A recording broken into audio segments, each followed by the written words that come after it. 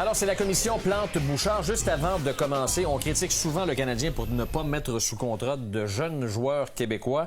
Le Canadien qui s'est entendu sur les modalités d'un contrat d'entrée de 3 ans avec l'attaquant Alexandre Alain qui appartient à l'Armada Blainville-Boisbriand. Alors, bravo à l'organisation du Canadien. Finalement, peut-être que le message a été entendu. Oui, on l'a signé, on vient de recevoir le communiqué. Ça, c'est de la transparence. Et justement, aujourd'hui, on va en parler de transparence.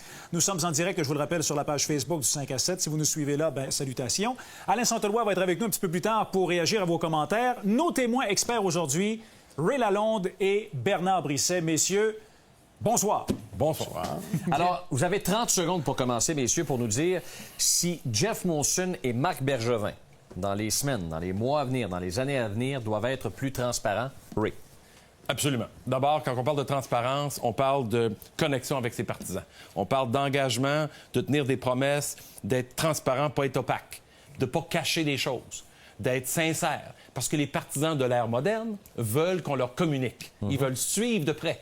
Sur les médias sociaux et ailleurs, ils veulent être constamment connectés et au diapason de l'équipe. Alors, quand on cache des choses et qu'on a toutes sortes de petites bisbilles et de controverses à l'intérieur de l'organisation, comme c'est le cas, et on cache ça aux partisans, eux autres se demandent pourquoi. Pourquoi j'en sais pas plus sur Carey Price, sur Pacioretty, sur Shea Weber, qui se blesse lors du premier match de l'année, puis on en entend parler au mois d'avril par la suite. Puis ça grossit. Bernard, t'en penses quoi? Je suis d'accord avec tout ce que Ray dit, sauf une chose, c'est que je crois pas, moi, à la transparence dans une équipe professionnelle comme le Canadien. Je vois pas comment cette équipe-là va pouvoir être plus transparente l'an prochain. On va faire des tentatives.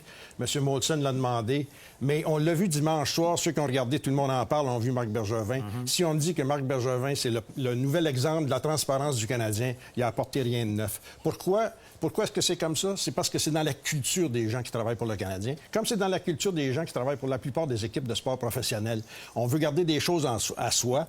Les joueurs, les premiers, veulent pas partager non seulement leur information, mais ce qu'ils savent, ce qu'ils disent, ce qu'ils pensent. Et ça, je suis convaincu que ça va continuer comme ça, malgré tous les efforts qu'on va pouvoir faire. OK. On vous retrouve dans une petite minute, messieurs. Oui, premier commentaire avec Alain Chantelois, celui de Stéphane Picard. Alain, pourquoi plus de transparence? Les partisans veulent du bon hockey. On se fiche pas mal de connaître la nature des blessures, la vie personnelle des joueurs. Oui, ça c'est vrai, on s'en fiche pas mal. Oui. Les négos, etc., ce n'est pas de nos affaires. Tout ce qu'on demande aux Canadiens, Ray parlait de sincérité.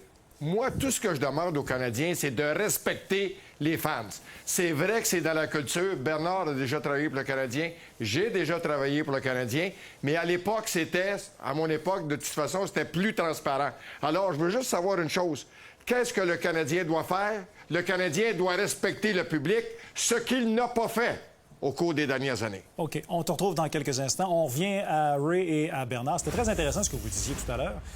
Mais peut-être plus en détail, Ray, parce que les différents points que tu élaborais, jusqu'où, selon toi, Jeff Molson et Marc Bergevin doivent aller au niveau de la transparence? Parce que j'imagine que tout n'est pas bon à dire également. Oui, je suis d'accord avec ce que Bernard a dit. Il y a des choses dans le secret professionnel du sport pro, élite, les blessures, la nature, le moment. Mais le partisan n'a pas besoin d'avoir le détail. Le partisan veut juste qu'on lui cache pas des choses parce que soit qu'on veut qu'il reste accroché, soit qu'on veut le garder connecté pour acheter des billets à la fin de la saison. Quand il y a des choses qui sont évidentes, on a simplement besoin d'être plus précis.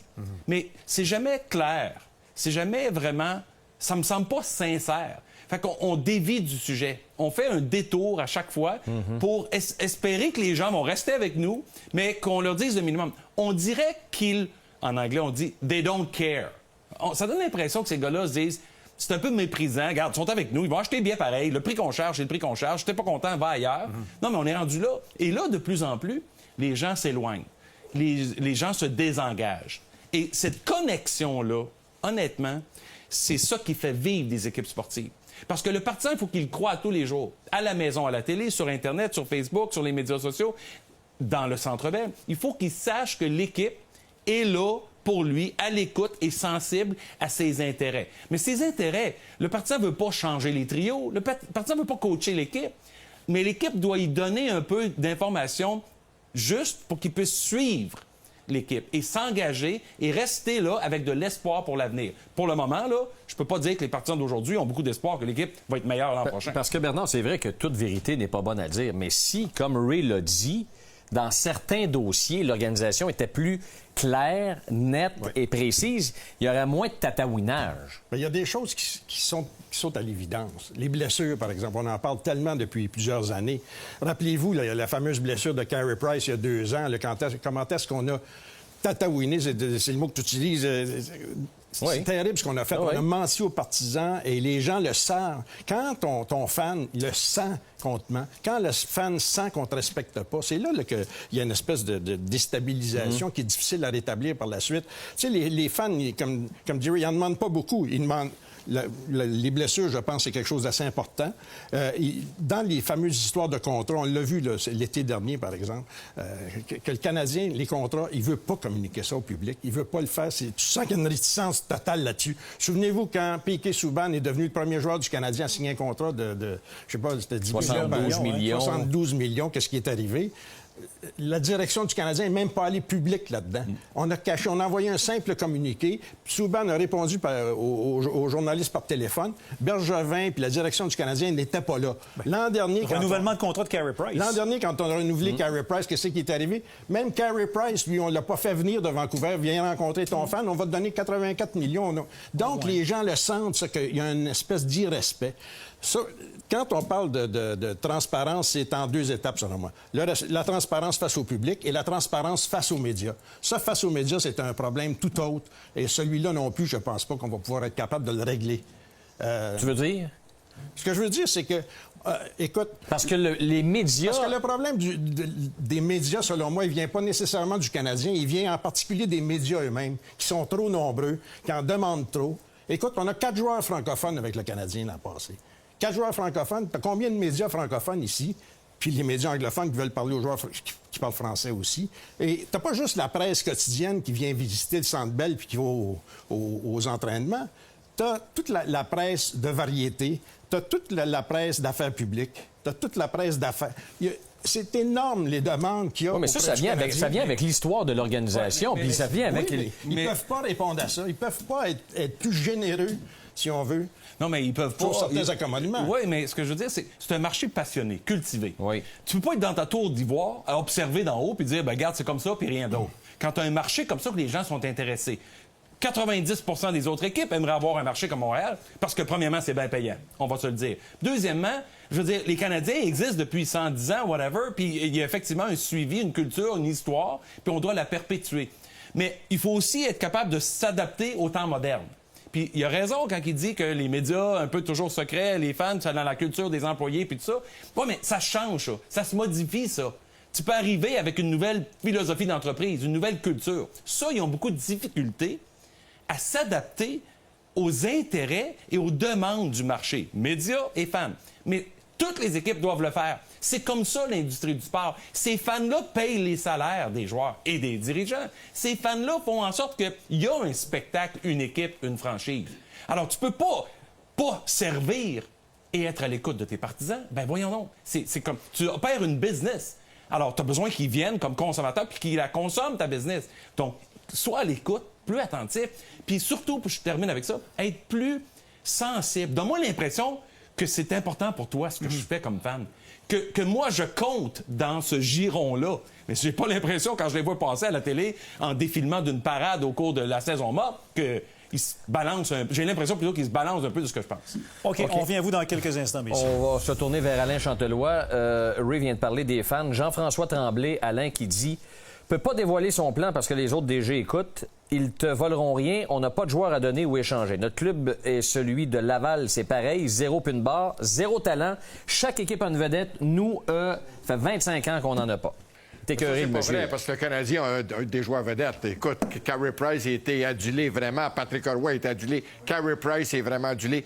Mais moi, on parlait d'un niveau de transparence. Est-ce que ça va être la seule façon que Marc Bergevin va pouvoir rebâtir et redonner à l'organisation une certaine crédibilité? Parce que, soyons francs, en manquant de transparence puis en signant de mauvais joueurs, la crédibilité de l'organisation du Canadien n'a jamais été aussi basse. Du moins, en ce qui me concerne, au niveau de ma mémoire.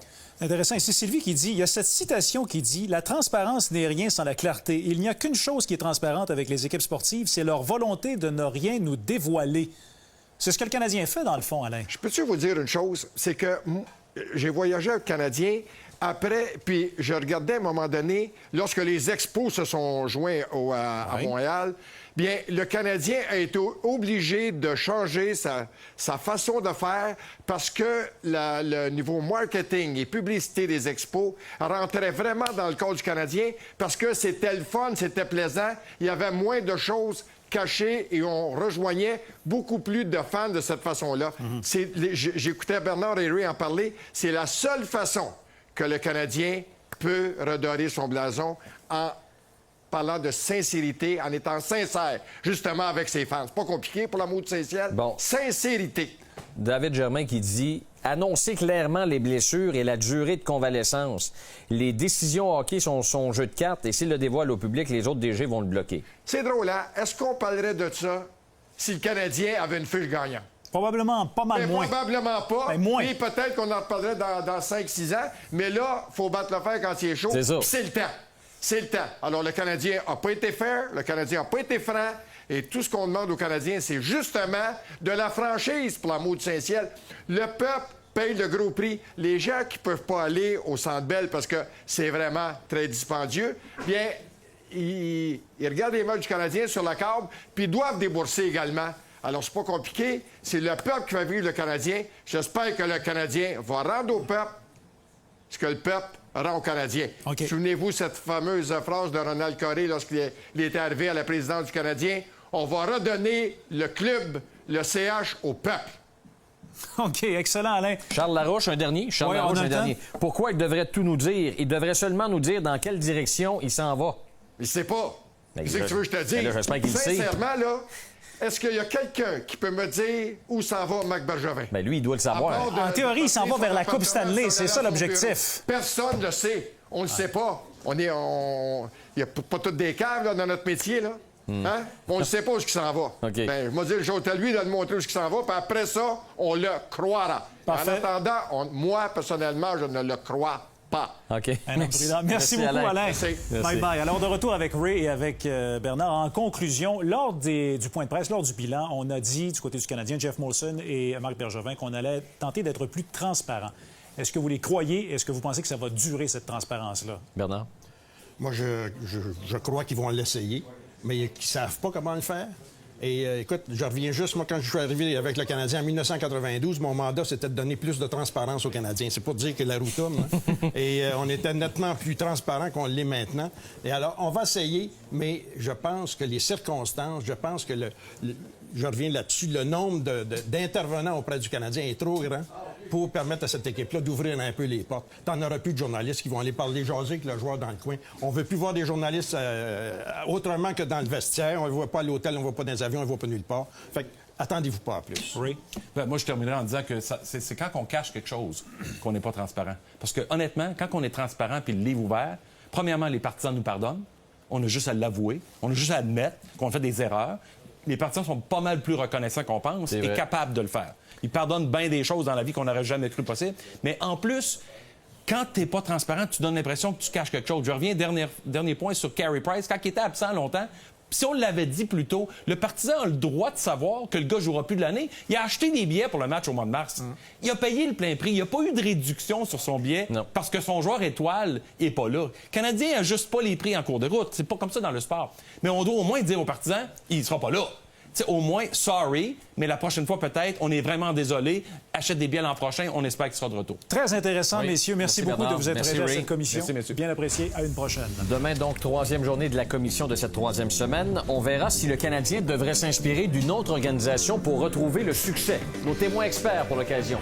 Benoît Brunet et Martin Lemay, vous pourrez participer activement à cette autre séance de la commission puisque nous serons en direct sur Facebook et nous allons prendre vos questions et commentaires avec Alain Chantelois. Alors, qu'est-ce qu'on va faire avec ce rapport qui sera produit à la toute fin? Bien, c'est le 7 mai. Le rapport de la commission Plante-Bouchard va être remis dans les mains de nul autre que Marc Bergevin et Claude Julien. Vous les voyez à l'écran, oui. Bergevin et Julien qui vont se faire un plaisir d'ailleurs de répondre à nos questions et aux questions des autres journalistes qui seront présents. Donc, le 7 mai prochain, placez le 5 à 7 à votre agenda.